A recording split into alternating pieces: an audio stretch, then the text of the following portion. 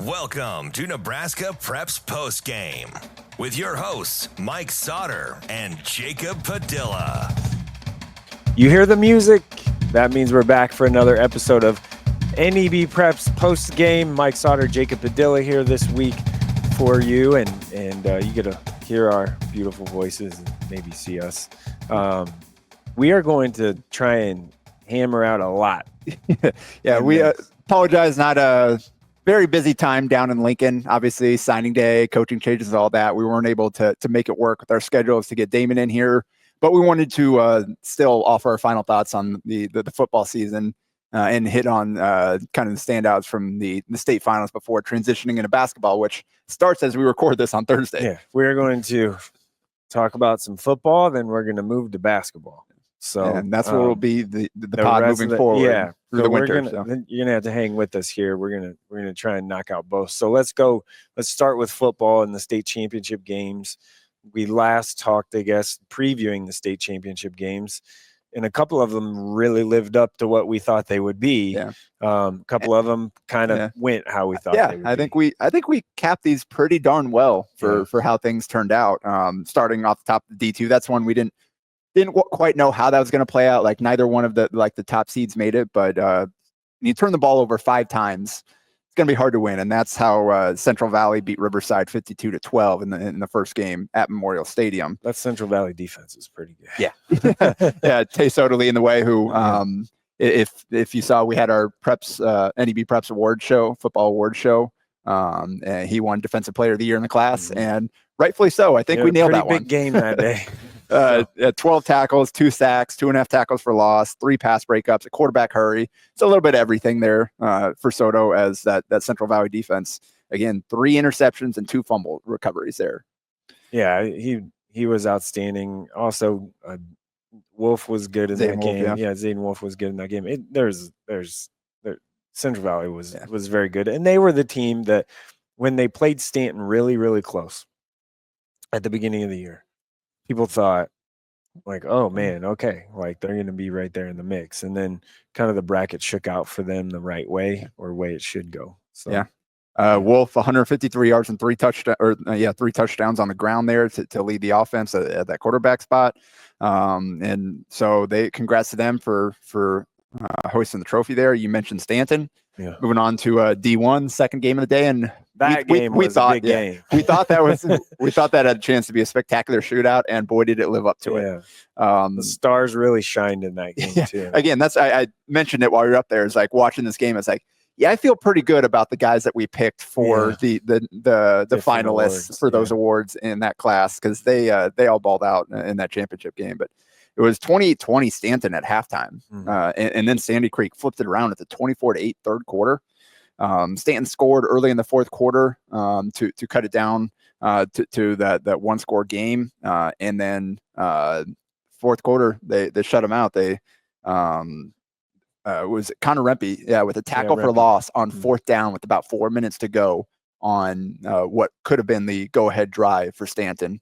Turned the ball back over. Sandy Creek got it back and then ran the clock off because Ethan Shaw converted a fourth down of his own with his legs there that allowed them to kneel out the clock. So Rempe and Shaw, 2 biggest plays of the game. 2 best players for Sandy Creek rising to the occasion. Yeah, especially offensively, they're the 2 best. And Hudson Devlin had, I believe, a sack or 2 in that game, and he was a force basically all year for Sandy Creek and Sandy Creek Stanton.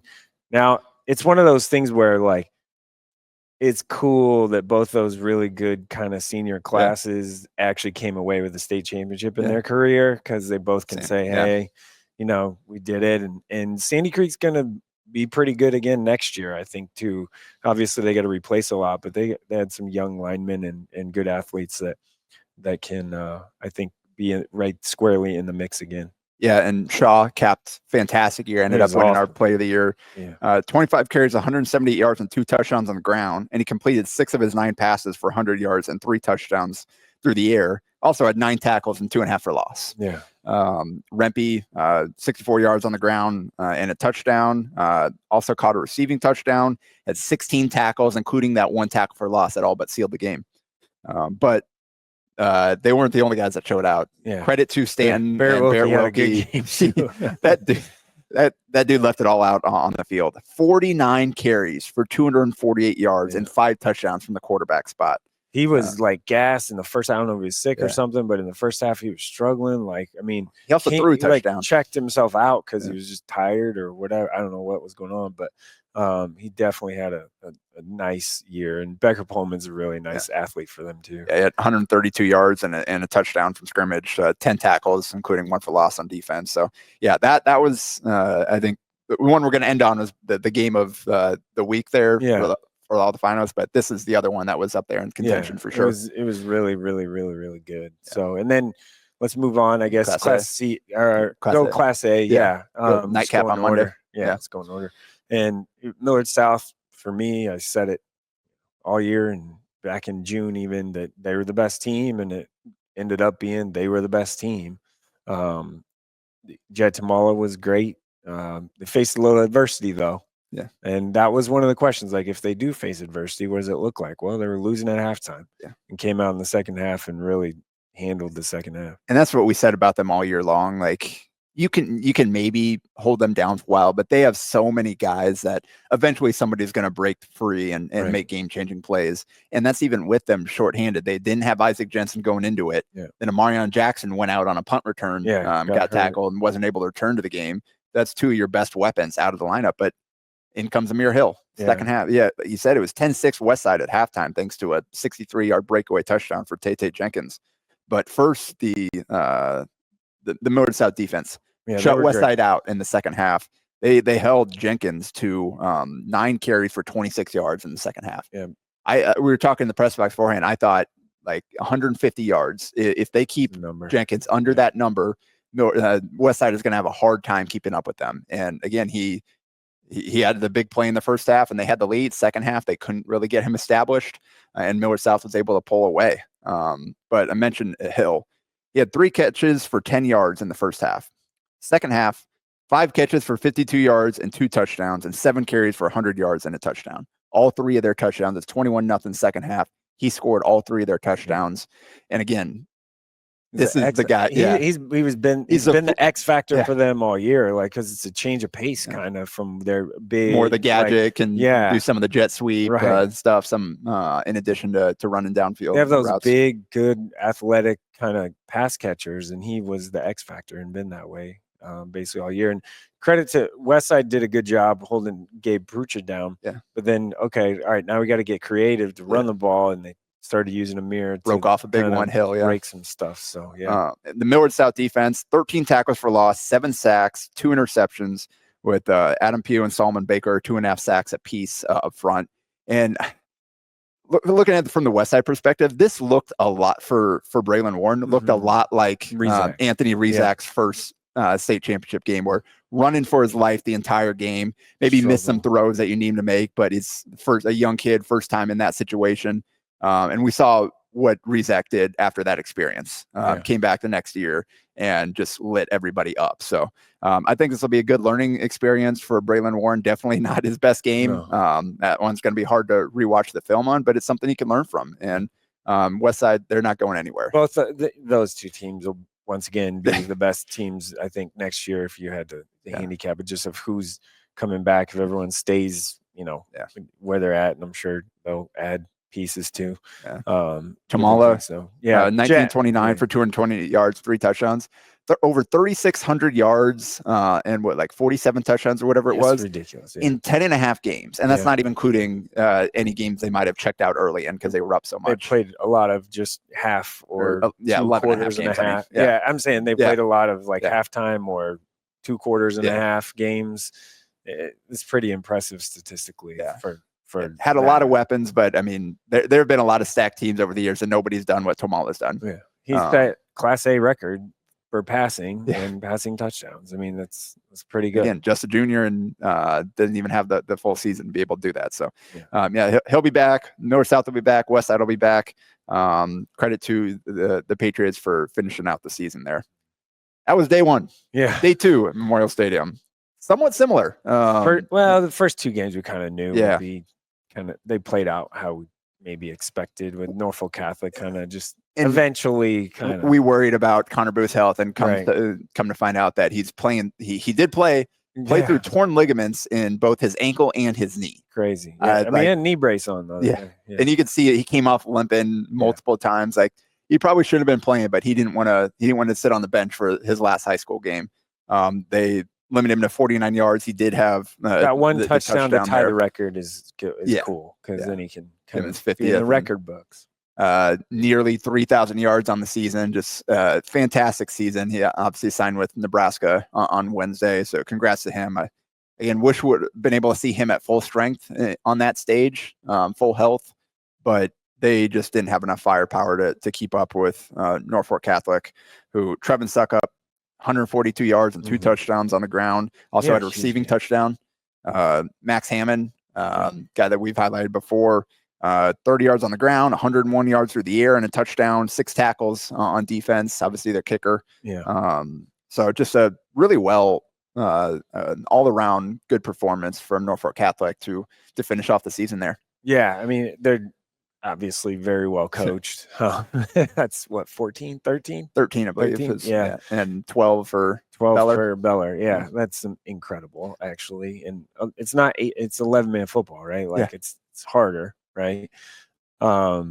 It's frankly astonishing that he's able to do that, or has been able to be as successful as he has there, especially in Northeast Nebraska, right? Like, Northeast Nebraska high school football is really hard. Like, ask Oakland Craigs of the world that have good teams year in, year out, but just can't quite get all the way over the hump. They won that one state title, but you know what I mean? Or runner up, I guess.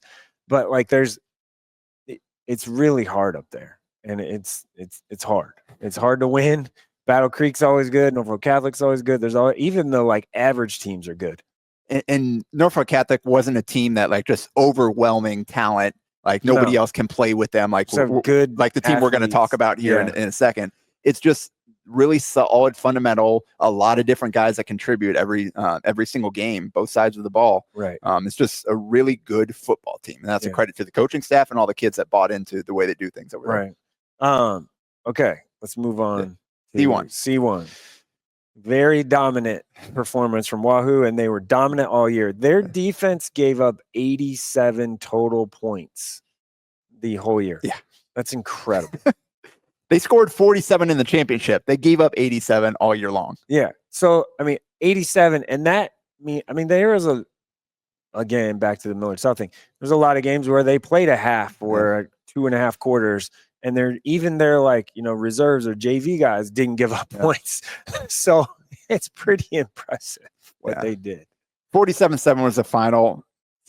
8 turnovers for Central City. And to Central City's credit, like, it wasn't working, but they stuck with it. Like, they knew they chuck it. I mean, that's what they do. You're not going to be able to play straight up against Wahoo and be able to keep up with them. You got to just and when their running back goes out and you can't play anymore. So, hey, like, we're going to throw it around. That's what they do. Yeah. And it's really good defense. Guys made a lot of plays. Unfortunately, it didn't work, but 7 interceptions and a fumble for that Wahoo defense. Kit Brigham, 133 yards, 2 touchdowns on the ground, had one of those picks on defense.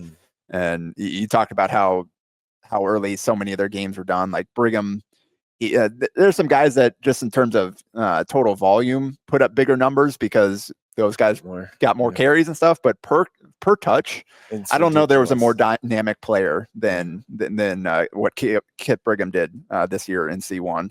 Noah Brodowski completed 2 passing touchdowns, 2 halfback passes for touchdowns. He's a really good athlete too. Yeah, he had 7 tackles on defense. He had 2 of those interceptions, pass breakup. So a good game for him. And then Kane Christen went over 100 yards receiving and a touchdown there. So Jace Kaminsky really solid at the quarterback spot, took care of the ball. Just kind of, you said solid. That's exactly the word, because he just kind of does what they need him to do. Well, he's a point guard. He's a point guard in basketball, point guard in football. He gets the ball where it needs to go. He doesn't kind of try and do too much. Yeah. He's not really sped up ever. Like, he just is real solid. Like, it's really like a calming, and his personality is pretty calm. So pretty good. And to the Bodorsky thing, he was their lead back last year, and then the emergence of Brigham. So now you two guys. Shift them around and it does other things for you. They were really good. Their line was really good all year. After seeing Wahoo in practice, I was like, I don't know anyone's going to beat these guys. No.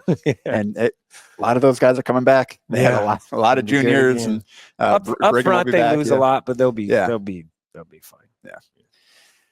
And finally, the last game of the football season. Man, we saved the best for last. These two teams played the two best games all year. They really did. Outside of maybe Cozad and Central City that went to 3 overtimes and was 56-53 or whatever it was, these two games were the best games of the year. It was amazing. Certainly best in the Omaha Lincoln metro areas. No question.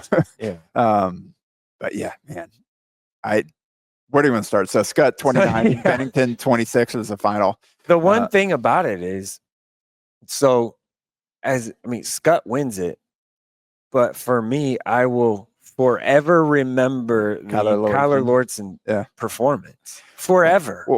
That was an amazing game by one guy. Yeah. That's amazing. We talked about that in the semifinal, down the stretch here. He's going to start getting the ball. Done a couple goal line carries now and then, whatever, but just kind of as a gimmick type thing. But then in the semifinal, it's like, all right, this is it. Last 2 games of his high school season. Going to leave it all out there. Going to do everything he can to help the team. And they're like, hey, you're our best athlete. Why don't we give you the ball? And when put up some big numbers in the semifinal, and then in the second half of this one, needing something, they gave him the ball a lot, and he just time and time again carried the ball, big plays on offense. Finished with 29 carries for 218 yards and 4 touchdowns on offense. Made some big plays on defense as well. Even though they needing him on offense, they didn't necessarily have him. He wasn't there double-digit tackles or anything like that. But Jack Jansen tearing wrecking shop in the middle of the field.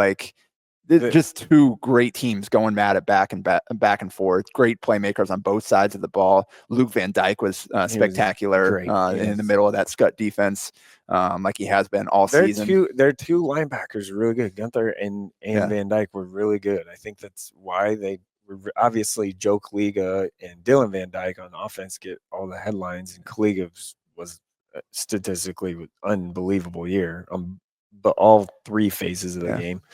But you have, those 2 linebackers were really good, and they probably don't get talked about enough for them, for Skutt and what they were able to do this year. Yeah, and so we wanted to give Bennington its flowers and what they did, and Lords in particular, because again they had Good said 131 yards on the ground as well. They ran for 370 yards, but Skutt threw for 380 yards because Dylan Van Dyke. That was the only way Skutt was winning that game, is through the air. They weren't going to be. Bennington had 4 sacks, and they should have probably had twice that. I don't know how many times that Van Dyke somehow extended plays, escape pressure, and then still made something happen afterward. It wasn't just to avoid the sack to throw the ball away. He made plays down the field, or he got away and picked up some yardage or whatever. That was probably as impressive a part of that game as anything. Just running for his life, keeping his head up, making plays time and time again outside of the pocket. He was fantastic. 2 touchdowns on passing, and then 2 more on the ground. Sacrificed his body on a 2-point conversion. He tried to go up and over and kind of flipped around. It was a great play, man. They counted it too. Yeah. So that's Skutt. It seemed like every game he broke his own records at Skutt, but going out with 380 yards, that's the school record. 30 completions, 49 attempts. They just absolutely aired it out. I feel like no one's touching those records from him and Kaliga for a long time. And that's the thing. What makes it so impressive is Skutt could not run the ball at all, and that's not surprising. Nobody can run the ball on Bennington. Right. They needed to air it out, and Van Dyke was the offense with his receivers. And producer Austin and I were watching it up in the press box together, and Joe Kaliga had 20 targets, and we were wondering why they weren't throwing the ball to him more. It wasn't enough, because there's some plays where it's like, all right, it's been a while since they targeted him, and it's not like they're putting 3 guys on him on every play. All right, maybe you should go back to the best player on the field. And in some big moments they did, and he delivered that touchdown he had. He was getting interfered with on that play. It didn't matter. Just ripped it through across the goal line. 14 catches on 20 targets for 185 yards and a touchdown. Also made some plays on defense. Just a fantastic season for him. Broke every receiving record in Class B.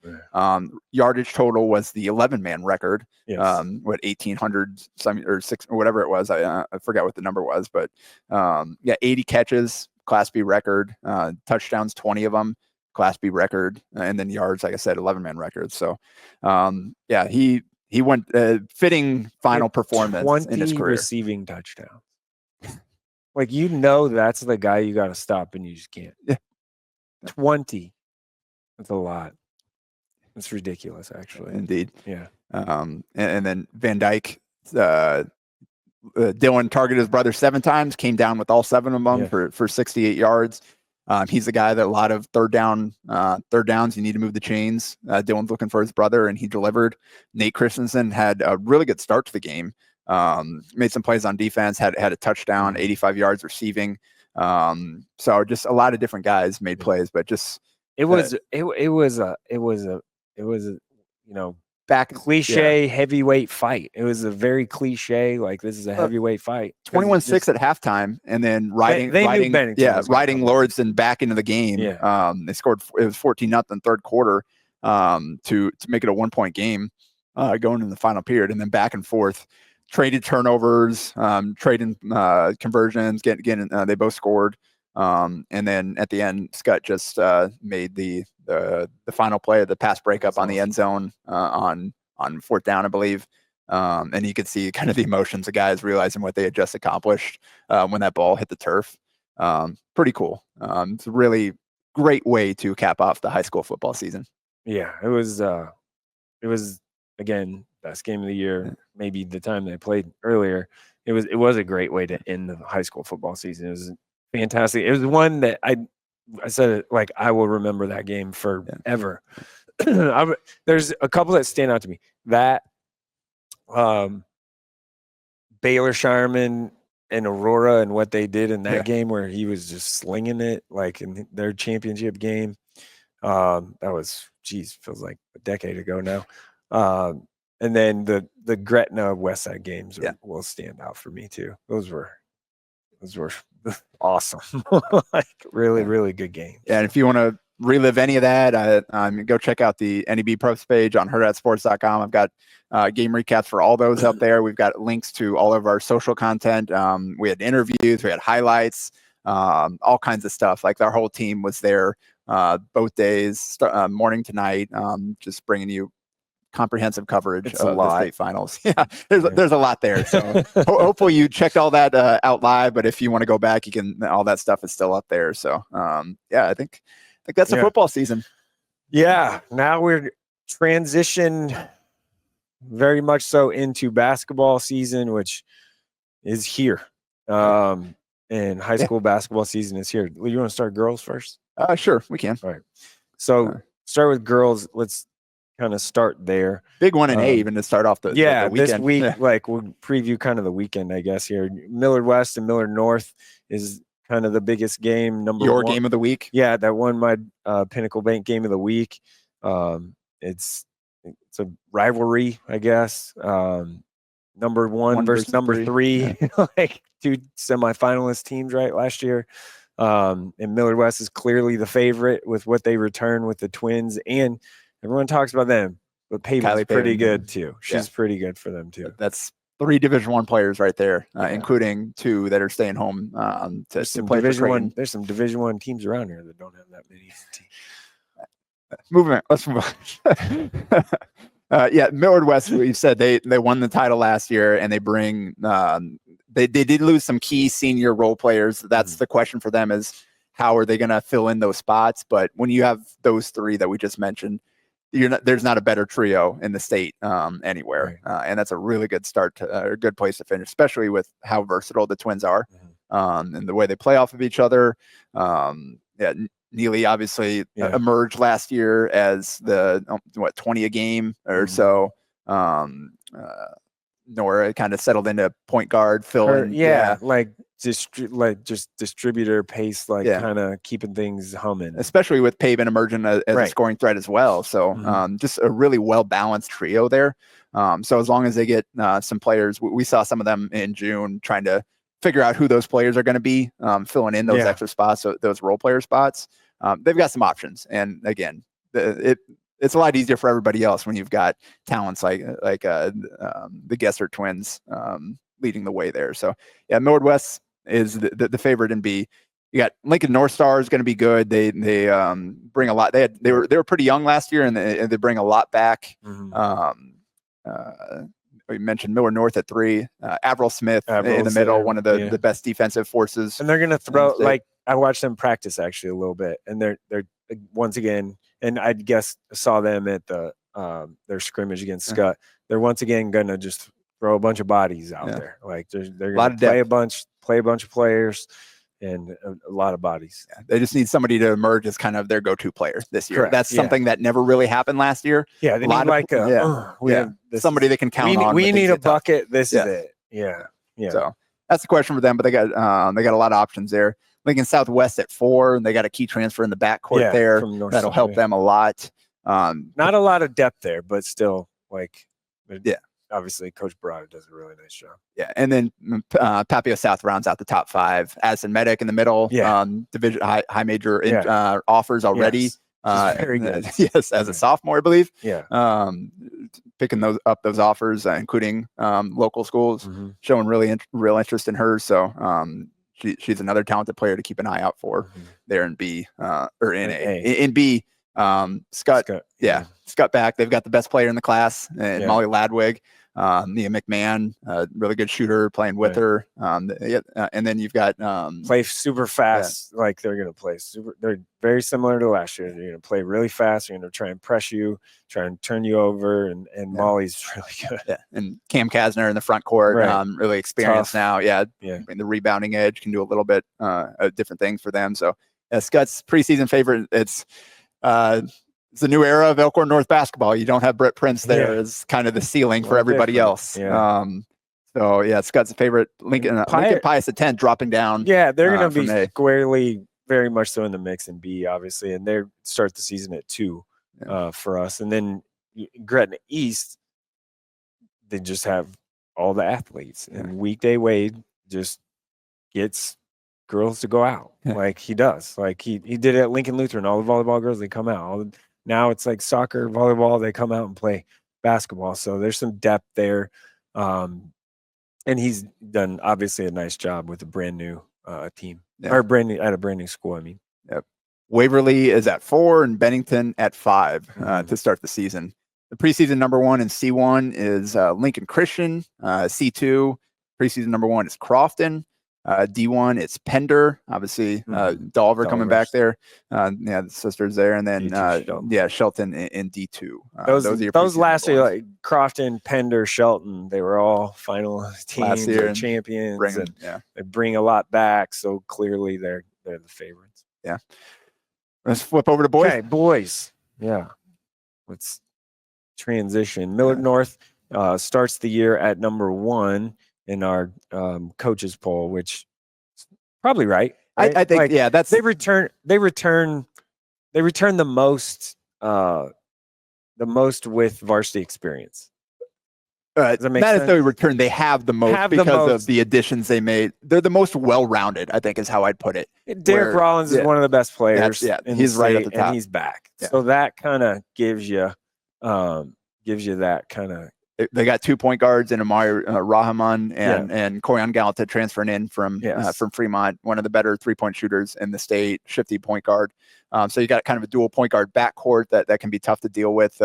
Rahman's been. You can play them both at the same time. Yeah, that's how they're going to start, and then you can stagger those guys as you bring guys off the bench if you want to. Major monster shooter guy, and obviously Monster in that program.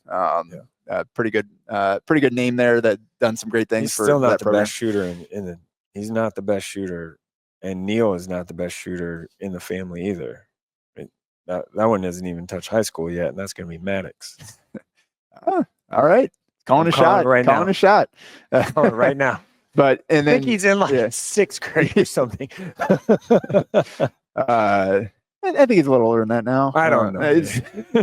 I saw him shooting after the practice I went to. I was like, you can't make that. And he looked at me and like, what are you talking about? But I in that family, I don't think you get dinner until you've hit 100 threes on a daily basis. So, so Major there coming back on the wing. They'll need him to step up to play a bigger role this year now, obviously, with brother gone too. Yeah. And then inside, they got Deacon Courtney coming in from Ralston with some Jack size. Chambers. And Jack Chambers. And they'll kind of those two, that might be like one starts one game, the other one starts the other game. It just depends on matchup based and who's doing what. It'll be an adjustment for Courtney coming from Class B with not a lot around him to playing at the Class A level. They have some nice depth also coming off the bench too, like young guys, got some athletes, inexperienced guys that are good defenders. Played JV for them last year, suited up varsity, but didn't really see the field. Trevor Bailey and Lance Smith Jr. are those guys. They've got some pieces kind of coming up that can be change of paces. So it's a well-rounded. They've got size, they've got guards, they've got perimeter shooting, and then you got as good of a player as there is in the state in Rollins in terms from a high school standpoint. So it's a fitting number one. And then I think, our poll worked out the way it did. I think you could jumble. I think the top 5 that ended up in our poll, or the 5 you and I both thought were probably the 5. We didn't know what order it would be after 1. Ended up the poll played out Papio South at 2, Creighton Prep at 3, Westside at 4, and Kearney at 5. I honestly could see any order of that, and would be okay with that. Papio South, obviously Bryson Ball, South Dakota State signee, fantastic shooter. He's really developed. Class, really developed from a prospect standpoint. He's just with his length, he rebounds for them. They need it. You got a really good player. And he's got shooters around him. Right. You got Reese Kircher, Levi Webb, sophomore. They need him to make a big leap. He's going to have to really help them. Yeah. So that's kind of what you're looking at. Papios out there hitting their threes. They're going to be tough to beat. They're going to be able to hang with anybody when they're shooting. The thing with them, that not a ton of size wise, but no one really else does either. But if you trade threes for twos, then you can make that work. Ask Creighton about that. And Creighton Prep also is they're going to trade threes for twos too. So difference is they have the post player in Trinell Parker, and then a lot of guys that haven't done it before that they need to step up and be in Class A. Trinell should be the best post. Should be the best post player in Class A, especially as unorthodox style. Like there's not a lot of teams that are going to be able to guard him one-on-one. He's athletic. You're going to have to send 2, and then if you do that, you're probably leaving a shooter open on the perimeter. They have and they're going to have Connor Peters and Cooper Knight. Are guys that they're going to need that were kind of JV guys last year that can step up and provide that perimeter shooting and make teams pay for doubling Parker there. They need Max Jungers to take a leap. He got his feet wet at the varsity level last year. Now as a sophomore. He's going to start. Yeah, start the 4 next to Parker there, and kind of they can do kind of some inside out, some high low type of stuff with those two, similar to what they did with Dylan Clausen and Parker last year. Because Jungers not quite as tall as Clausen, but he does have some perimeter skill, kind of some similar things to his game. And then Torrin Carter Brown at the back in the backcourt. They're going to need him to be consistent. I was just going to say, he needs to be consistent. Yeah, last year it was kind of a 2-point guard. The highs are really high for him, but the lows are really, really low too. He needs to be just in the. How about find a middle ground of that? Yeah, and again, especially it's his spot. Yeah, 100%. Prep has the potential to have a good season. Westside, we talked about how well-rounded Millard North is. Westside too. They've got a lot of depth. They got a lot of length. Got a lot of guys that can be good on any given day. For me, if I was creating a top 10, and you'd have them too. I would have them number 2. Yeah, I would have them too. I think that they're really good. Well, Lee Robinson is really, really good. So if freshman going to start from day one at the point guard for them. If we're going to have another Chucky Hepburn, if we're going to have another one of those 4-year Class A starter that wins a lot of games. That is the guy and whatever, it's him. Yeah. Right? Like he's the next one. And there's some similarity. I said if multiple times. I want to say if again, because that's big, really big comparison. And I say if. And there are some similarities in terms of hand-eye coordination, some feel, the defense that he can bring. Lee's a really good finisher, can be crafty around the basket.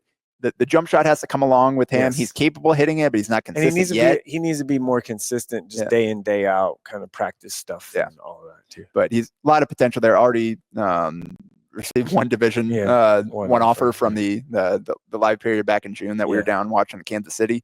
So if you're looking for freshmen, he's the one to know. Yes.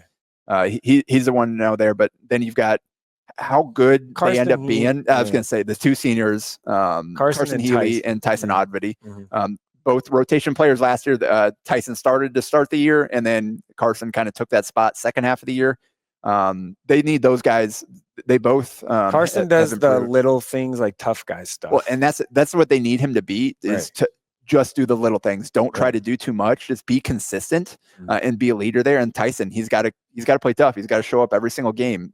We talked about there's not a lot of skilled post players with real size in the Metro, and he's got a chance to have a really good season. He's done a nice job of like developing his game, playing off 2 feet. He had a really good spring and summer after kind of an up and down junior season where, again, started the season, kind of had that spot taken from him. He went to work and got a lot better, and now they're going to have to rely on him and Healy there to be their leaders, because they got juniors and then freshmen Brown, around him. And Monte Brown, Donnie Barfield, Emery Getting, they're really long. Yeah, all those guys are juniors. They're really long outside of Lee, and then even their bench is kind of long.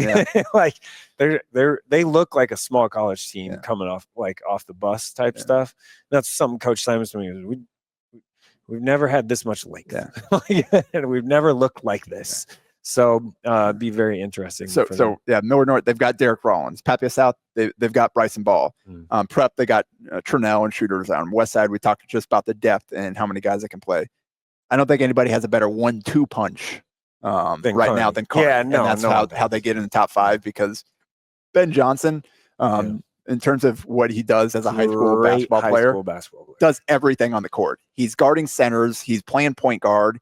He's knocking down shots from 25 plus feet. Ben on this iteration of Kearney will play point guard and defend the 5 in the same possession, like at the same time. Yeah. So and then he can take over scoring as well. He can be a really good rebounder for his position. And then he's got Jacob Weber as his running mate there. The best prospect in the state right now in terms of college offers. He's racking up the high major offers. One of the best shooters around, and we've seen a lot. And he's a guy that last year, when he first got here, adjusting from the small level that he played at out in Arizona, had some big games, set some records, whatever, but a lot of his best games were against kind of the lower level competition. And we saw this spring and summer kind of him able to, where against tough competition, he was able to he's gotten, obviously he's grown, and but he's gotten physically bigger and stronger too, which is something that he's going to continue to grow. I don't think he's done growing. No. So, and 6'6", no conscience whatsoever. He will fire any and every time he touches the ball. Yeah. And he's really good. Like he's really good at creating space and hitting shots and stuff like that. So he's really good at that stuff. Yeah. So if the attention you're going to have to pay to those two will make the game easy. And as long as those role players, they've got some bigs, they've got some size that they can work in there. They've got some guys that can knock down shots. Leighton Pater is a guy that played well for them in June. That will be an important piece. Bertrand playing right. So that's a big post. I believe so. Big, just girth size, right? Yeah. Kicker, Jake. Austin, how do we say the last name again? Kratzel. Thank you. Yeah, there we go. Yeah. So he'll be an important piece for them. He can do some different things. They've got size, they've got some shooting around. Again, the best 1-2 punch of the country. So and they have the best home court advantage if people show up. That is not an easy place to play in that new building. So if people are there and full throated, that place is incredible. Yeah. So I think that's the top 5, and we feel pretty good about that. Like North Star has some young talent still. Westview has some talent, and they added some pieces. Bellevue West has Robbie Garcia and a bunch of dudes that haven't played a lot. Yeah, like they play a lot of basketball, but not at a varsity level. Yes. Millard South is the most like, what are they gonna be?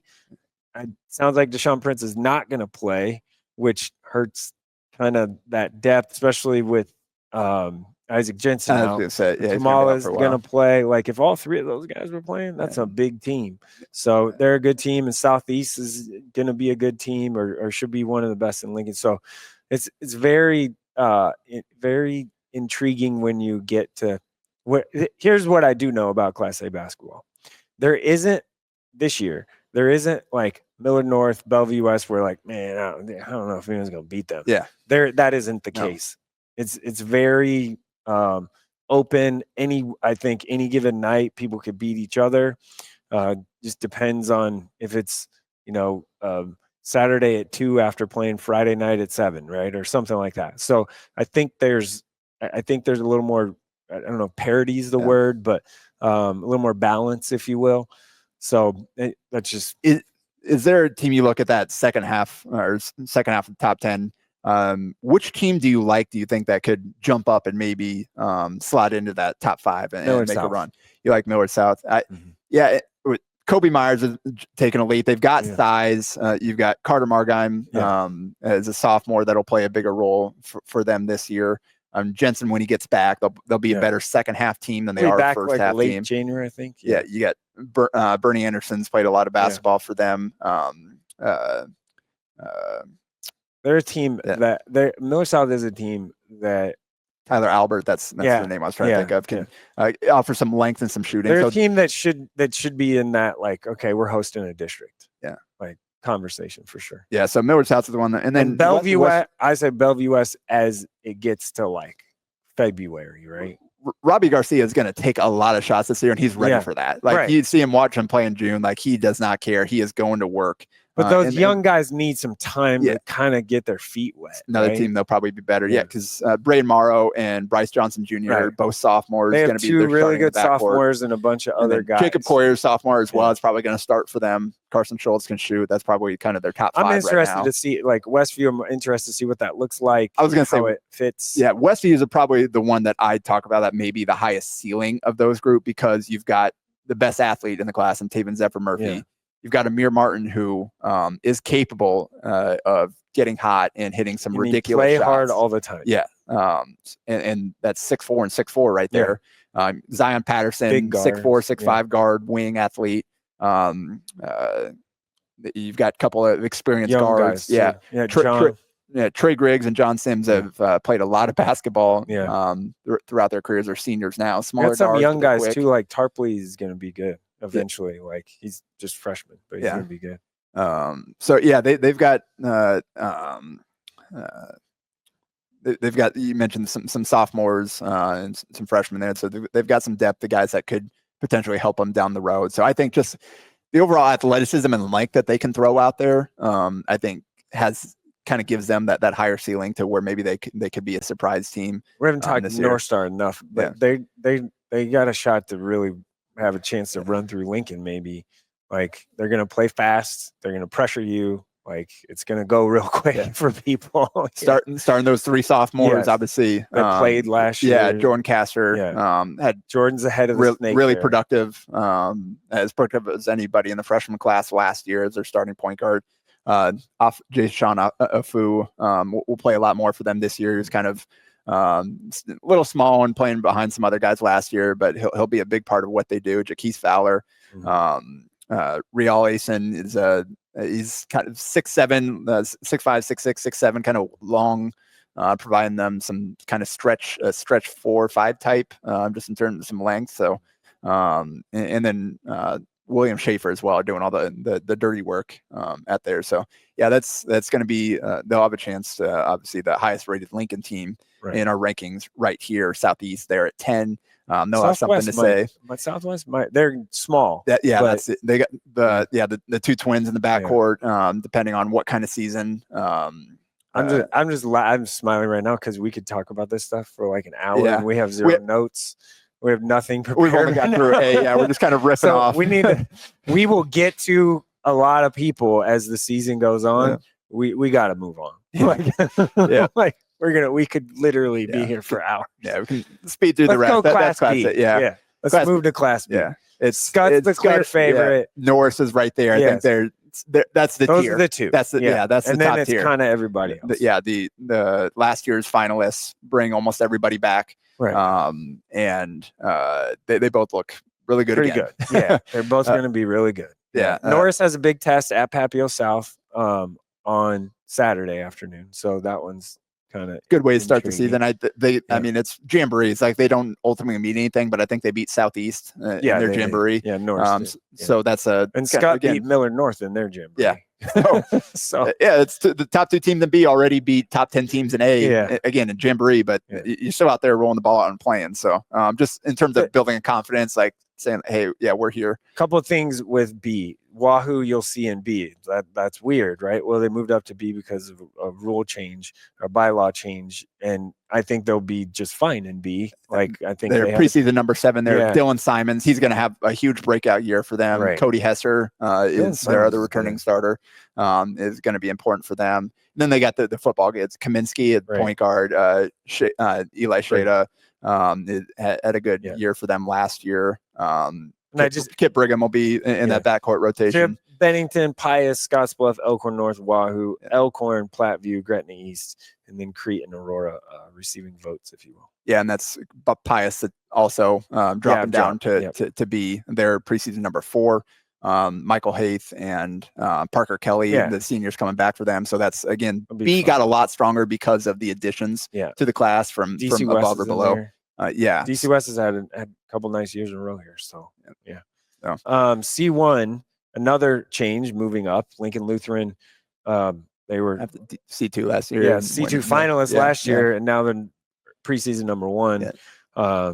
Ryan Hager, Jacob Dewitzman, they're kind of leading. They're bringing a lot back. Donovan Trumbull, Ashland Greenwood, Ogallala, Adams Central, Concordia, Sydney, Cozad, Fillmore Central. Yeah, this fun C1 guys. I coach kids on the 2, 3, and 4 teams there. Donovan Trumbull with Jack Poppy coming back. Hopefully Parker Volk is healthy. Who is their football quarterback, got hurt. He's a big part of their basketball team. Sawyer Smith for Ogallala, one of the most productive players in the class last year. And then, I mean, Auburn is Auburn. They're always going to be there. People in Auburn are like, oh, we're not going to be as good. I think you're going to be all right. If Nixon McGorry there as a senior is kind of their leader coming back. It's top of C1. Yeah.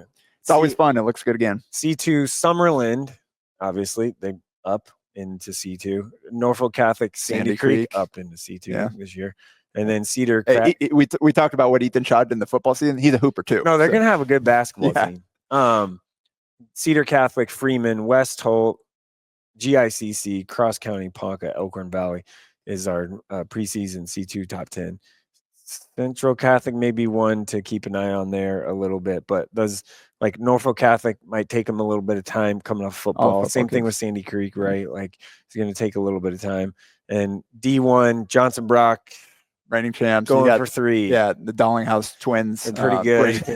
That trio right there is going to be tough for other teams to keep up. I saw them play this summer, and Riverside has Jack Moe, and their football team playing, so they'll be good. I feel like I've seen 10 different Carahers play basketball come through that program.